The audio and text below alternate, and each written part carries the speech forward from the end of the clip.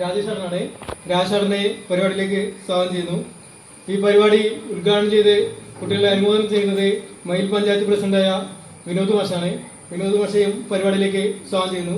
അതുപോലെ തന്നെ ആശംസ നടത്തുന്നത് പിന്നെ നമ്മുടെ വാൻശാലയിലെ മുതിർന്ന പ്രവർത്തകനായ ബി ബാലട്ടൻ, അതുപോലെ തന്നെ ഭരതാട്ടൻ, പിന്നെ DYFI മേഖലാ കമ്മിറ്റി അംഗം വൈശാഖ് VP, പിന്നെ നാരായണാട്ടൻ, പിന്നെ വാൻശാല പ്രസിഡന്റ് രാഘവാട്ടൻ, ഇവരൊക്കെ ക്ഷണിക്കുന്നു. അതുപോലെ തന്നെ പരിപാടിയിൽ നന്ദി രേഖപ്പെടുത്തി സംസാരിക്കുന്നത് വാൻശാല കമ്മിറ്റി അംഗം രാജേഷാട്ടനാണ്.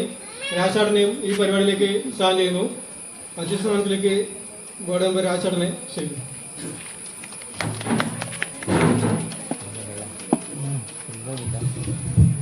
പ്രിയമുള്ളവരെ, ഇപ്പോൾ നമ്മുടെ SLC +2 അതുപോലെ തന്നെ നമ്മുടെ KCB ജോലിയുള്ള ജിന, അതുപോലെ തന്നെ നമ്മുടെ നാട്ടിലെ മുഴുവൻ ആളുകൾ, അതുപോലെ തന്നെ നമ്മുടെ ഉദ്ഘാടനം ചെയ്യാൻ വന്നിട്ടുള്ള മയിൽ ഗ്രാമപഞ്ചായത്ത് പ്രസിഡന്റ്, അതുപോലെ തന്നെ വാൻശാല പ്രവർത്തകർ, നമ്മുടെ യുവജന പ്രസ്ഥാനത്തിൻ്റെ നേതാവ് വൈശാഖ്, അതുപോലെ തന്നെ സാധാരണ ദിവ്യേഷ്, അതുപോലെ തന്നെ നമ്മുടെ SLC +2 അനുമോദനം നടക്കുമ്പോൾ നമ്മൾ ഒരുപാട് ചിന്തയിലോടുകൂടി വന്നിട്ടാണ് നമ്മൾ SLC +2 എല്ലാം കഴിഞ്ഞ് വന്നിട്ടുള്ളത്.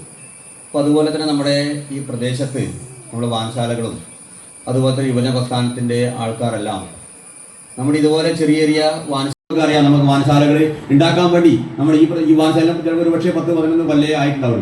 മറ്റെല്ലാ പ്രദേശത്തുള്ള വാൻശാലകളെല്ലാം ഉണ്ടാക്കിയിട്ടുള്ളത് നമ്മുടെ ഇതുപോലെ റോഡുകളോ പാലങ്ങളോ ഒന്നുമില്ലാതെ ചുമന്ന് കൊണ്ടുവന്ന് വാൻശാലകൾ ഉണ്ടാക്കി അന്നത്തെ കഷ്ടപ്പാടുകളെല്ലാം ഉണ്ടാക്കിയ വാൻശാലകൾ ഇന്ന് സംരക്ഷിക്കാൻ വേണ്ടി ആളില്ലാത്ത ഒരു കാലഘട്ടത്തിലൂടെയാണ് നമ്മൾ കടന്നുപോയിക്കൊണ്ടിരിക്കുന്നത്. അതുപോലെ തന്നെ വാൻശാലകൾ ഇന്ന് പ്രവർത്തിക്കാൻ വേണ്ടി ഒരുപാട് അവസരങ്ങൾ നമുക്ക് വേണ്ടല്ലോ. PSC കോച്ചിങ് ക്ലാസ് കാര്യങ്ങളെല്ലാം എടുത്തിട്ടുണ്ട്. സപ്തറാശ്മി വാൻശാലകൾ, അതുപോലെ തന്നെ മയിൽ പഞ്ചായത്തിലുള്ള ഒട്ടേറെ വാൻശാലകൾ ഇതിന് നേതൃത്വം കൊടുത്തുകൊണ്ട് ഒരുപാട് ജോലി അവസരങ്ങൾ കിട്ടിക്കൊണ്ടിരിക്കുകയാണ്. അതിന് നേതൃത്വം കൊടുക്കുന്ന വാൻശാലകളാണ്. ഇനി അതുപോലെ തന്നെ SLC +2 നിൽക്കുന്ന കുട്ടികളും അതുപോലെ നല്ല രീതിയിൽ ഇടപെട്ടുകൊണ്ട് നമുക്ക് എല്ലാവർക്കും ഇനിയും ഉയരങ്ങളിലേക്ക് എത്താൻ വേണ്ടി നമുക്ക് സാധിക്കണം. അതുപോലെ തന്നെ ഇപ്പോൾ ഇവിടെ KCB ജോലിയിട്ടുള്ള ലിജിന കേക്കിയും അതുപോലെ തന്നെ ഇതുപോലെ നമ്മൾ പഠിച്ചിട്ടുണ്ടായിട്ടുള്ളതാണ്. അവരെല്ലാവരും ഇത് പറഞ്ഞുകൊണ്ട് എൻ്റെ അജണ്ടയിലേക്ക് ഞാൻ കിടക്കാം. അതുപോലെ തന്നെ ഇനി ഉദ്ഘാടനം ചെയ്യുന്നതിന് വേണ്ടിയിട്ട് നമ്മുടെ പ്രിയങ്കരനായിട്ടുള്ള മയിൽ പഞ്ചായത്ത് പ്രസിഡന്റ് വിനോദ് മാഷെ ആദരപൂർവ്വം ക്ഷണിക്കുകയാണ്. ശാസ്ത്രമുള്ള ബഹുമാന്യരെ,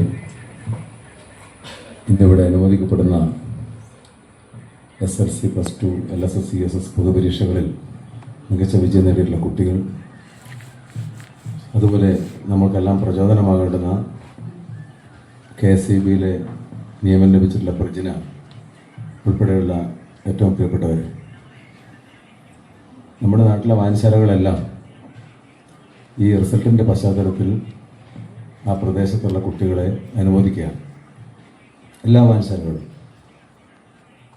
ഇന്നലെ വേണം വായനശാല ഉണ്ടായിരുന്നു, ഇന്നിവിടെയാണ്. ഇന്നലെ മയിൽ ബാങ്ക് കുട്ടികളെ അനുമോദിക്കുന്നു, സ്കൂളുകൾ അനുമോദിക്കുന്നു, സഹകരണ ബാങ്കുകൾ, മുല്ലക്കോട് ബാങ്കിൻ്റെ അനുമോദനം നാളെയുണ്ട്. നമ്മളെപ്പോഴും കുട്ടികൾ എന്തുകൊണ്ടാണ് നമ്മുടെ പ്രദേശത്ത് ഇങ്ങനെ അനുമോദിക്കപ്പെടുന്നത്, ആ പ്രദേശത്തുള്ള LSS USS പരീക്ഷകൾ വിജയം നേടിയിട്ടുള്ള കുട്ടികളെ അനുമോദിക്കുന്ന ചടങ്ങുകൾ വായനശാലകൾ സംഘടിപ്പിക്കുന്നതെന്ന് ആലോചിച്ചിട്ടുണ്ടോ? അനുമോദിക്കപ്പെടുന്ന കുട്ടികൾ നിങ്ങളങ്ങനെ ചിന്തിച്ചിട്ടുണ്ടാവില്ല. നിങ്ങൾ എല്ലാവരും ക്ഷണിക്കുന്നു, വരുന്നു, ഇവിടെ വന്നിട്ട് നമ്മൾ ഒരു സമ്മാനം വാങ്ങി പോകുന്നു, അത്രേ കാണുന്നുണ്ടോ അതിനാണ്. ഇത് നമ്മുടെ നാടിൻ്റെ സവിശേഷതയാണ്. നമ്മുടെ നാട്ടിലെ കുട്ടികളെല്ലാം പേരെടുത്ത് വിളിച്ച് അംഗീകരിക്കുക എന്നുള്ളത് നമ്മുടെ നാട്ടിൻ്റെ മാത്രം പ്രത്യേകതയാണ്. അത് കേരളത്തിൻ്റെ മാത്രം സവിശേഷതയാണ്. കേരളം എന്തുകൊണ്ട് അങ്ങനെ ആയി എന്നുള്ളത് പരിശോധിക്കുമ്പോൾ നമുക്ക് കുറച്ചുകൂടി വ്യക്തമാകും. വിദ്യാഭ്യാസ രംഗത്ത് കേരളം കണ്ടിട്ടുള്ള ഏറ്റവും മുന്തിയ പരിഗണനയാണ് അതിനടുത്താണ്. പ്രധാനമായിട്ടുള്ള നിയമത്തിൽ തീരുമാനം നടത്തും. ആ നിയമത്തിന്റെ ഭാഗം സപ്തകർഷി മന്ത്രിസഭയുടെ ഭാഗമായിട്ടാണ് മുസ്ലിം ഗേൾസ് സ്കോളർഷിപ്പ് അനുവദിച്ചത്. ഇപ്പൊ നമുക്ക് എല്ലാവർക്കും സ്കോളർഷിപ്പ് ഉണ്ട്. അന്ന് മുസ്ലിം പെൺകുട്ടികളെ പുറത്ത് സ്കൂളിൽ പോകാൻ വേണ്ടി വിടൂല. അവർ വീട്ടിനകത്ത് സ്വാഭാവികമായിട്ടുള്ള മതപഠനത്തിന്റെ ഭാഗമായിട്ട് എന്തെങ്കിലും വിദ്യാഭ്യാസം കിട്ടിയാലാണ് അതിനെ പുറത്തു പോകാൻ വേണ്ടി പറ്റില്ല. മുസ്ലിം പെൺകുട്ടികളെ കൂടി സ്കൂളുകളിൽ എത്തിച്ച് അവർക്ക് കൂടി സമൂഹത്തിന്റെ മുഖ്യധാരയിൽ കൊണ്ടുവരുന്നതിന് വേണ്ടി സപ്തകർഷി മന്ത്രിസഭയിൽ CH മുഹമ്മദ് അടക്കമുള്ള മന്ത്രിസഭയാണ്. അതിന്റെ ഭാഗമായിട്ടാണ് ആ മന്ത്രിസഭയുടെ ഭാഗമായിട്ട് അന്ന് മുസ്ലിം ഗേൾസ് സ്കോളർഷിപ്പ് അനുവദിച്ചു. ചെറിയ പൈസയാണ്. അങ്ങനെ മുസ്ലിം പെൺകുട്ടികൾ പഠിക്കാൻ തുടങ്ങിയത്. ഇപ്പം നമ്മൾ ആരെങ്കിലും മുസ്ലിമാണോ ഹിന്ദുവാണോ നോക്കുന്നുണ്ടോ? മതനിരപേക്ഷ വിദ്യാഭ്യാസം പിന്നീട് കൊടുത്തത്. കുട്ടികൾ നമ്മളെ സ്കൂൾ പഠിക്കുമ്പോൾ ഇത് ഹിന്ദുവാണോ മുസ്ലിമാണോ ചിന്തിക്കില്ല. പേര് പോലും അറിയില്ല, എന്താണ് ജാതി പോലും അറിയില്ല. അത് കേരളത്തിൽ മാത്രമേ ഉള്ളൂ. ഇത്രയും വിദ്യാഭ്യാസ സംസ്ഥാനങ്ങൾ അങ്ങനെയല്ല. അത് മതനിരപേക്ഷ വിദ്യാഭ്യാസത്തിന് ഇടമാക്കി മാറ്റി കേരളത്തിനെ. 80, 67, 69 2 വർഷം. പിന്നീട് 10 വർഷത്തേക്ക് പിന്നീട് കമ്മ്യൂണിസ്റ്റ് അധികാരത്തിൽ വന്നിട്ടില്ല കേരളത്തിൽ. പിന്നീട് വന്നേ പറയാം. സ്വാഭാവികമായിട്ട് 67 വന്നാൽ നമ്മൾ 77 വരുന്നല്ലേ വിചാരിക്കേണ്ടത്. പിന്നീട് വന്ന 80, 82, 80, 81 പിരിച്ചുവിട്ട് 82 വരെ തുറന്നു തെരഞ്ഞെടുപ്പ് വരെ 80, 82 ആ കാലഘട്ടത്തിൽ ഉണ്ടായിട്ടുള്ള ഏറ്റവും വലിയ മുന്നേറ്റം എന്താണ് നിങ്ങൾ?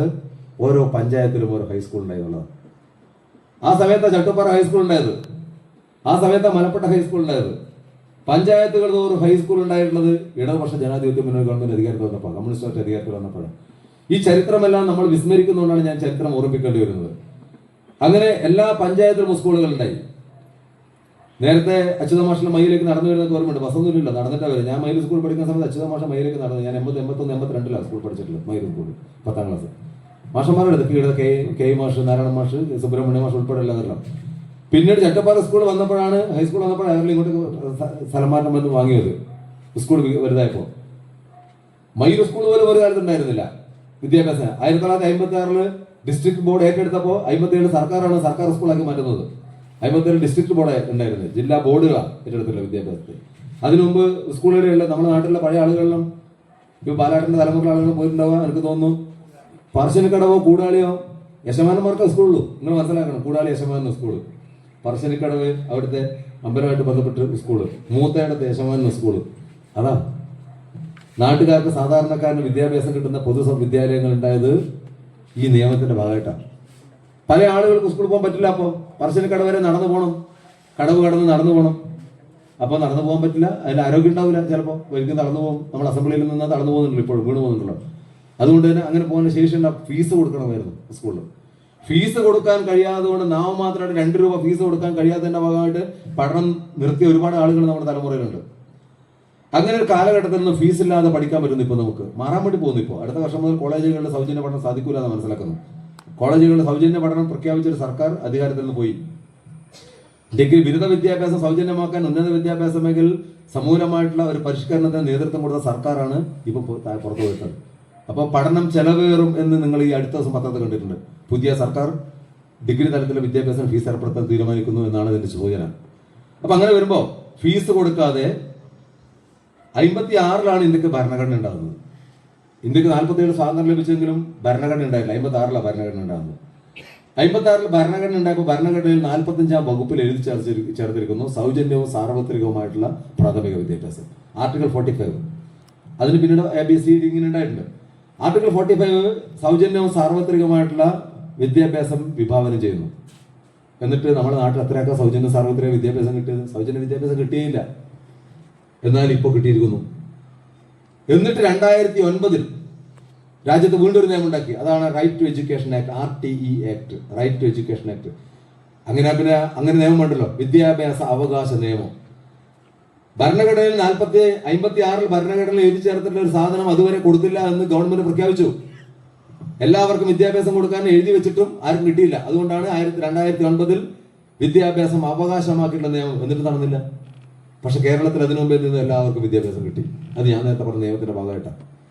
2009 വിദ്യാഭ്യാസ അവകാശ നിയമം പ്രഖ്യാപിക്കുന്നതിന് മുമ്പേ തന്നെ വിദ്യാഭ്യാസം അവകാശമാക്കിയിട്ടുള്ള സംസ്ഥാനമാണ് കേരളം. വിദ്യാഭ്യാസം അവകാശമായി പ്രഖ്യാപിച്ചിട്ടും അത് നിഷേധിക്കപ്പെട്ട സംസ്ഥാനമാണ് ഇന്ത്യയിലെ മറ്റും ഇതര സംസ്ഥാനങ്ങളിൽ. അതുകൊണ്ടാണ് ആടെ ഇപ്പോഴും മനുഷ്യനെ ബലി കൊടുക്കുന്ന ഒരു സംസ്കാരം നിലനിൽക്കുന്നത്. വിദ്യാഭ്യാസം ഇല്ല, പാവങ്ങൾ കുറ്റമറ്റ കാര്യമില്ല. അത് ഏതെങ്കിലും അന്ധവിശ്വാസപരമായ മനുഷ്യ ബലി നടത്തിയാൽ അവർക്ക് രക്ഷപ്പെടാമെന്ന് ചിന്തയുണ്ടാവും. നമ്മുടെ നാട്ടിൽ നടക്കുന്നുണ്ട്, അത് വേറെ വിശേഷം. അതിന് വേറെ തലമുണ്ട്. അത് ശാസ്ത്രബോധത്തിന്റെ പ്രശ്നം. അപ്പൊ അങ്ങനെ വരുമ്പോൾ നമ്മുടെ നാട്ടിലെ വിദ്യാഭ്യാസ വ്യാപനത്തിന്റെ ഭാഗമായിട്ടുണ്ടായിട്ടുള്ള എല്ലാ പ്രവർത്തനങ്ങളും കേരളത്തിലെ ഇടതു മുന്നേറ്റത്തിന്റെ ഭാഗമായിട്ടുണ്ടായിട്ടുള്ളത്. ആ മുന്നേറ്റത്തിനാണ് ഇപ്പൊ നമ്മൾ ചോദ്യം ചെയ്യുന്നത്. ആ മുന്നേറ്റം തടസ്സപ്പെടുക എന്ന് പറഞ്ഞാൽ നമ്മൾ ചരിത്രത്തെ മറന്നുപോയതിന്റെ ഭാഗമായിട്ടാണ്. എല്ലാവർക്കും ഇവിടെ ഇങ്ങനെ ഇരിക്കാൻ വേണ്ടി പറ്റുന്നത് നമ്മൾ കേരളത്തിലായതുകൊണ്ടാണ്. കേരളത്തിൽ നടന്നിട്ടുള്ള നാളിതുവരെയുള്ള വിദ്യാഭ്യാസ വ്യാപനത്തിന്റെ ഭാഗമായിട്ടാണ് നമുക്ക് ജാതിക്കും മതത്തിനും ഒക്കെ അതീതമായിട്ട് അവർക്ക് അവരവരുടെ ഭക്ഷണശീലം, അവരുടെ വസ്ത്രരീതി, അതെല്ലാം ഓരോരുത്തരുടേതായിട്ട് സ്വന്തമായിട്ട് നമുക്ക് സ്ഥാപിച്ചു കിട്ടുകയാണ്. അതിന് ചോദ്യം ചെയ്യപ്പെടപ്പോൾ പോകുന്നതാണ് ദേശീയ വിദ്യാഭ്യാസം 2020. അപ്പോൾ നിങ്ങൾ ചോദിക്കും, എന്താണ് PM ശ്രീ നടപ്പിലായ? PM ശ്രീ എന്ന് പറഞ്ഞാൽ എന്താണ്? Prime minister school for rising India. അതാണ് പ്രധാനമന്ത്രിയുടെ school for rising India. Rising India എന്ന് പറഞ്ഞാൽ പുതിയ ഉണരുന്ന ഇന്ത്യക്ക് വേണ്ടിയിട്ടുള്ള, അതാണ് PM പ്രൈം മിനിസ്റ്റർ സ്കൂൾ. അതാണ് Shri S for rising India. അതാണ് ശ്രീ SRI. പ്രധാനമന്ത്രിയുടെ വിദ്യാലയങ്ങൾ, പുത്തനായിട്ട് ഉയരുന്ന വിദ്യാഭ്യാസ മണ്ഡലത്തിൽ പ്രധാനമന്ത്രിയുടെ സ്കൂളുകൾ. എന്തായിരിക്കും അതിന്റെ രാഷ്ട്രീയം എന്തായിരിക്കും എന്നാണ് മനസ്സിലാക്കുന്നത്. അതാണ് നേരത്തെ പറഞ്ഞത്. ഒരു രാജ്യത്ത് വിദ്യാഭ്യാസം നൽകുമ്പോൾ ഭരണകൂടത്തിന് കൃത്യമായിട്ട് ലക്ഷ്യമുണ്ട്. എങ്ങനെയാണ്? അതാണ് ഹിറ്റ്ലർ ചെയ്തിട്ടുള്ളത്. അതാണ് കേരളത്തിൽ കമ്മ്യൂണിസ്റ്റ് പാർട്ടി ചെയ്തിട്ടുള്ളത്. എങ്ങനെയായിരിക്കണം വിദ്യാഭ്യാസം? ആർക്കായിരിക്കണം വിദ്യാഭ്യാസം? വിദ്യാഭ്യാസത്തിന്റെ ഉൽപ്പന്നം എന്തായിരിക്കണം? മനുഷ്യൻ എങ്ങനെയായിരിക്കണം? എങ്ങനെയാണ് മനുഷ്യൻ ചിന്തിക്കേണ്ടത് എന്ന് പറഞ്ഞു കൊടുക്കുന്നത്, രൂപപ്പെടുത്തുന്ന സാധനം വിദ്യാഭ്യാസം. അപ്പോ ജാതിക്കും മതത്തിനും അതീതമായി ചിന്തിക്കണം എന്ന് പഠിപ്പിച്ചിട്ടുള്ള വിദ്യാഭ്യാസ കേരളത്തിലെ. എന്നാൽ ജാതിയും മതവും അടിസ്ഥാനമായിട്ട് മാത്രമേ പഠിക്കാതെ ചിന്തിക്കാതെ പറയുന്നതാണ് പുതിയ വിദ്യാഭ്യാസത്തെ. PM ശ്രീ വിദ്യാലയങ്ങൾ നടപ്പിലാക്കുമ്പോൾ ഒരു തർക്കവും വേണ്ട, മതാധിഷ്ഠിതമായ രാജ്യത്തേക്ക് നടന്നു പോകുന്നുള്ള ഏറ്റവും പ്രധാനപ്പെട്ട കാൽവെപ്പാണത്. 2020 കോവിഡിന്റെ പശ്ചാത്തലത്തിൽ പാർലമെന്റ് ചർച്ച ചെയ്യാതെ ഒരു നിയമം പാസാക്കി. പാർലമെന്റ് ചർച്ച ചെയ്തിട്ടില്ല, ഏകപക്ഷീയമായിട്ട് നിയമം പാസാക്കി. അതാണ് ദേശീയ വിദ്യാഭ്യാസ നയം 2020. ആ വിദ്യാഭ്യാസ നയത്തിന്റെ പ്രാവർത്തികമാക്കേണ്ട 10 വർഷത്തൊക്കെ സമയം കൊടുത്തിട്ടുള്ളത്. ഇപ്പൊ 2026. ഇനി എത്ര കൊല്ലമുണ്ട്? 4 കൊല്ലം. 2030 ആകുമ്പോഴത്തേക്ക് വിദ്യാഭ്യാസം നടപ്പിലാക്കിക്കൊള്ളുന്ന കേന്ദ്രത്തിൽ BJP തന്നെയാണ് ഭരിക്കുന്നതെങ്കിൽ നടപ്പിലാക്കിയേ പറ്റൂ. അതിന് വേണ്ടുന്ന പണി അവർ എടുക്കുകയും ചെയ്യുന്നുണ്ട്. ഇപ്പോൾ എന്നാൽ MP-മാരും MLA-മാരും വിലക്കെടുക്കുക, കോടികൾ മുടക്കിയിട്ട്. അങ്ങനെ വരുമ്പോ ഈ നാട്ടിന്റെ നേരത്തെ ഹിറ്റ്ലർ പറഞ്ഞ 57 കമ്മ്യൂണിസ്റ്റ് EMS കണ്ട സ്വപ്നം കണ്ട വിദ്യാഭ്യാസത്തിന്റെ എന്താണ് വിദ്യാഭ്യാസത്തിന്റെ സത്ത, അതിന്റെ ഉദ്ദേശം എന്നുള്ളത് പൂർത്തീകരിക്കും ഈ രാജ്യത്ത്. അതിനാണ് ഇപ്പോ കേരളത്തിൽ ഇപ്പൊ PM ശ്രീ സ്കൂളുകൾ സ്ഥാപിക്കാൻ വേണ്ടി തോന്നുന്നത്. അങ്ങനെ വരും. നമ്മുടെ മണ്ഡലത്തിൽ എത്ര സ്കൂൾ ഉണ്ടാവും? താലൂക്കിൽ നിങ്ങൾ മനസ്സിലാക്കിയില്ല. PM ശ്രീ വിദ്യാലയങ്ങൾ 2 സ്കൂൾ. അതിന് കാണാപ്പുറങ്ങൾ ഒരു വലുതാ. നമ്മുടെ നാട്ടിൽ ഇപ്പോ കേരളത്തിൽ മാത്രമുള്ള സവിശേഷത 1.5 കിലോമീറ്റർ പരിധിയിൽ LP സ്കൂളുണ്ട്. 1 മീറ്ററും 1 കിലോമീറ്ററും 1.5 കിലോമീറ്ററിനുള്ളിൽ. നിങ്ങൾ ഈ ഇവിടെയുള്ള ഒരു LP സ്കൂളിന്റെ മേലെ നിന്ന്, തായമ്പൽ LP സ്കൂളിന്റെ മേലെ നിന്ന് തൊട്ട റേഡിയൽ ഡിസ്റ്റൻസാണ്. റോഡ്